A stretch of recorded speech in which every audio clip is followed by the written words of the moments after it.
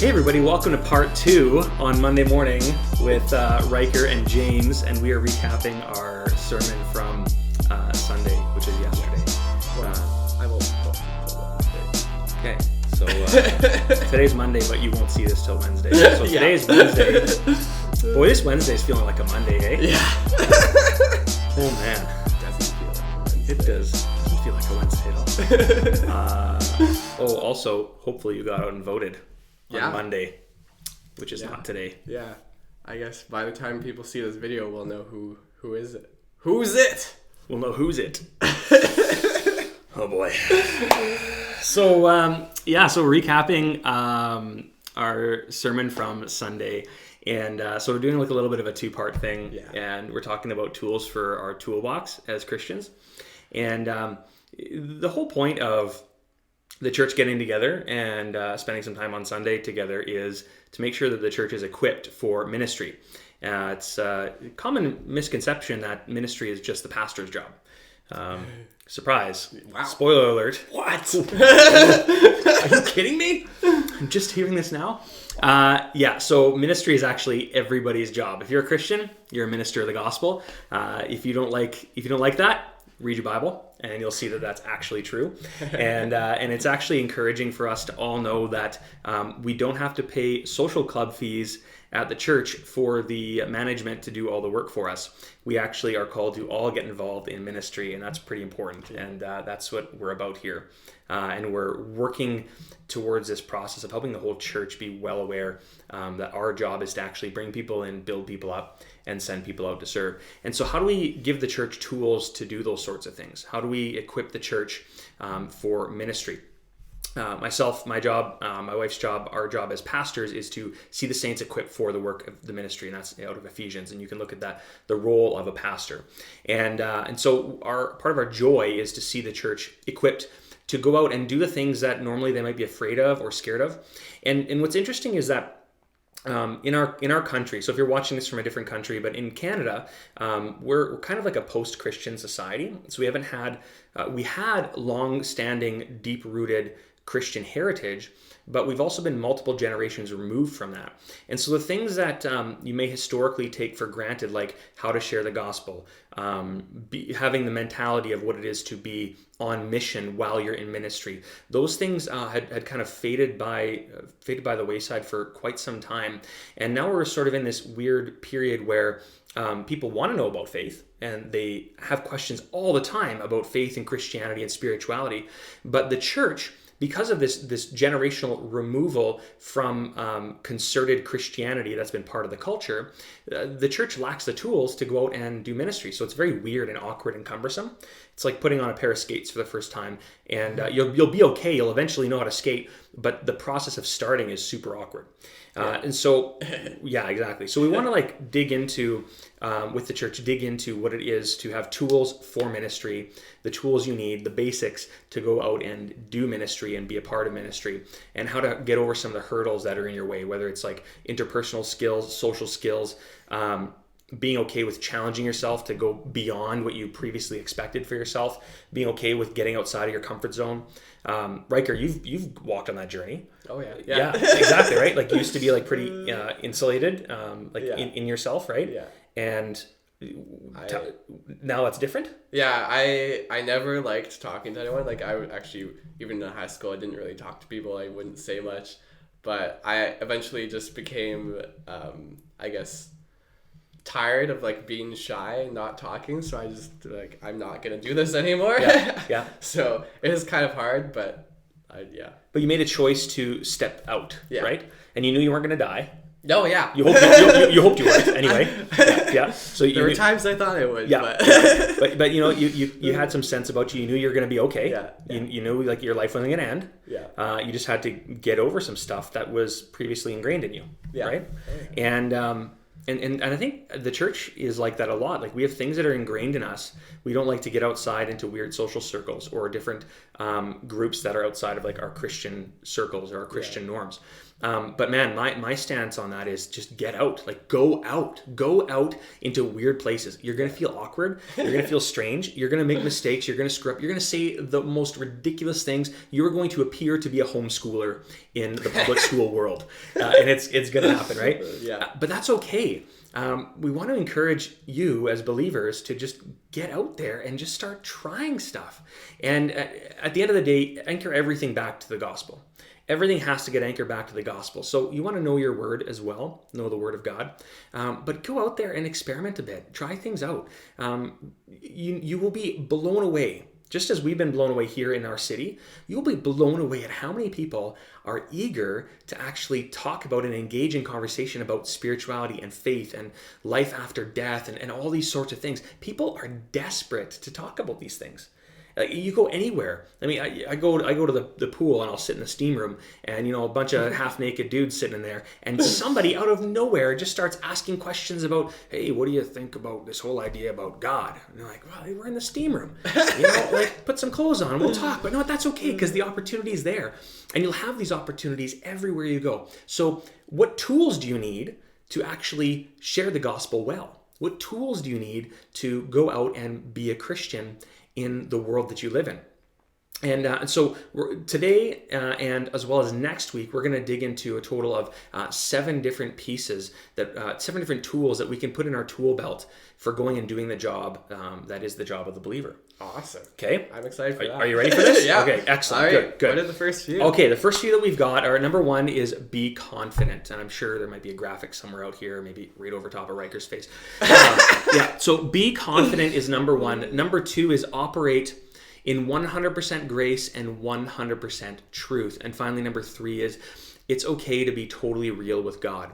I said on church on Sunday that he's already seen you naked. What more is there to hide from him? Like he knows you. He's knit you together in your mother's womb. He built you and purposed you.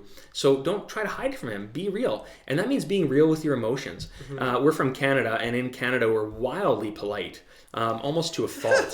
Like we don't want to, I was at a hockey game, so Canadian. I was at a hockey game on Friday night and some guy whipped past me and whacked me with his arm. I wasn't playing hockey, I was just in the stands, but we get crazy in Canada. And this guy whacked me with his arm and I said sorry to him. Like, what's wrong with me, right? Like instead of saying, hey, what's the matter with you? And I was like, oh, I'm so sorry. And he's like, oh, you're very Canadian. And so, we get this thing about in our culture where we try to be like overtly polite and we subdue our emotions. We're really good at it. And that's why people crack. Like people commit suicide. People start getting into drugs. They get into substance abuse because they need some outlet to deal with the internal stuff that's going on. But it's important to remember that you can be confident in knowing that you can go to God and be honest with him. And he takes you as you are. You can be angry, mad, sad, upset, frustrated, hurt. And you can bring that to him and don't hide that from him because he wants intimacy with you. He wants to see what you're about. He wants to know your heart. And he already does. He's waiting for you to avail yourself to him. So number 1 is be confident. And it's so crucial. Be confident knowing that there's nothing you have to be afraid of, right? There's nothing. Yeah. Just like you stepped outside of your comfort zone. And the only thing that you were actually afraid of was the idea of the fear. Yeah. Does that make sense? Yeah. The only thing that you were actually afraid of was the idea of the fear, the idea of the unknown. But when you stepped into that unknown, you're like, oh, it's not that bad. Yeah. And it progressed beyond that, right? Yeah. To where, you can be comfortable around people. Yeah. People I don't know. Even people you don't know. Exactly. That's a big deal, right? And so be confident.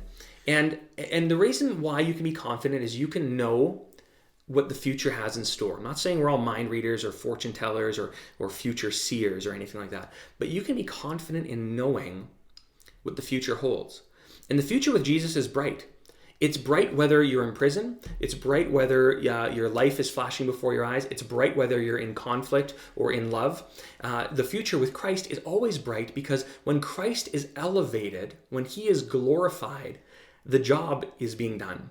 And it doesn't matter what that looks like on our end. It might be uncomfortable on our end, but we can stand securely knowing that we are in right standing with God. when God is being glorified, when Christ is being elevated, we are doing our proper job. Because our job isn't for us to be elevated and us to be famous. Our job is to make Jesus famous. And as we make Jesus famous and we elevate him, we become low, he becomes great, and things are the way that they ought to be. And so we know that as Christ is elevated, as Christ is shared, regardless of what circumstance we are in, our eternity is set and right before God. So you can confidently stand knowing that the rest of your life and the life after this life is secured in Jesus. So what do you have to lose? No big deal. It's no big deal. Be confident, right? Anything on that one? I know. No, you're good. Okay. Yeah. Okay. Excellent. Good. Right. So, and be confident in knowing this. One, we're all called to share the gospel. Okay. Every single one of us, we're all called to share the gospel. Some will do it better than others. Who cares? Go do your job. Number two, we're all called to go out and take people under our wings and train them up. Bring people in, build people up, and send people out. That's what we're all called to do. Finally, we're all called to expand the church and to bring others into the family of faith. So when we go and disciple people, have a coffee, go to the pub, chit chat, go to a concert, spend time with people, we're bringing people into the fold of faith. And when the church grows and the church expands, we see the family of believers growing and expanding. It's a beautiful thing to see. So you can be confident in sharing the word, even like it says in the Bible. When you go out and share the gospel, you can know that in your community the gospel is going to be well received. It might not always be well liked, but I promise you it's going to be well received. Number two is operate in 100% grace and 100% truth. Jesus always operated in grace and truth. Always operated in grace and truth. He got into the dirt next with people. He loved them first, and he approached them in the midst of their despair and depravity first. He built relationship with them first. So he operated in grace. Regardless of where they came from or what they were about or what they were even caught in doing, Jesus approached them first with grace, and then he spoke truth into their life. So he loved them first, and then he said, go and sin no more. He brought them into conversation first, and then encouraged them to go and make a lifestyle change. And the church needs to learn how to do this well. You're going to screw up as you try it out, but I want you to know that as you confidently move forward in trying this and working through this, you can walk in grace and in truth with everybody that you come in contact with, especially when you know that it's his job to save souls, not our job. Yeah. It's his job to save souls, not our job. Our job is to point people to Jesus. It's Jesus' job to deal with their souls. And it makes the job easier for us. Oh, yeah. It's a burden that we don't have to try to carry, right? So that's number two. And finally, number three is, again, it's okay to be totally real with God. We see so many scriptures in the Bible that are outlined, and Ryker can maybe put these links in the comment section down below. But Numbers 12, when Moses is crying out to God for the healing of Mirriam. In 1 Kings chapter 19, Elijah realizes that he actually might be killed for sharing the gospel message. Psalm 88, David is crying out to God as he did on many occasions. And we even see Jesus in the Garden of Gethsemane, when he's going to be getting put to death very shortly, he calls out to God, please, would you take this from me if it's your will? And he's giving this to God and saying, God, I don't know if I can handle this. And so we even see the Son of God being real with his Father. And that's an encouragement to us as believers to be real with God. Be honest with where you're at. Don't try to fake it till you make it. Be real. Be real with him. Yeah. And he can take that, regardless of how bad it might look, he can take that and transform you on that journey. And when people see that you've been transformed, they know that you serve a transformational God, a God that can take you from where you were and never leave you the same. And that's an exciting journey to be on. So next week, we're going to hit home on a few more points. We've got listening to God, don't settle ever, carry deep vision and deep burden. And finally, number 7 is honor the call to sacrificial service. And we'll touch onto those next week. But as for this week, thank you so much for tuning in. Ryker, I appreciate this. Yeah. It's wonderful. And we'll see you next week. Yeah.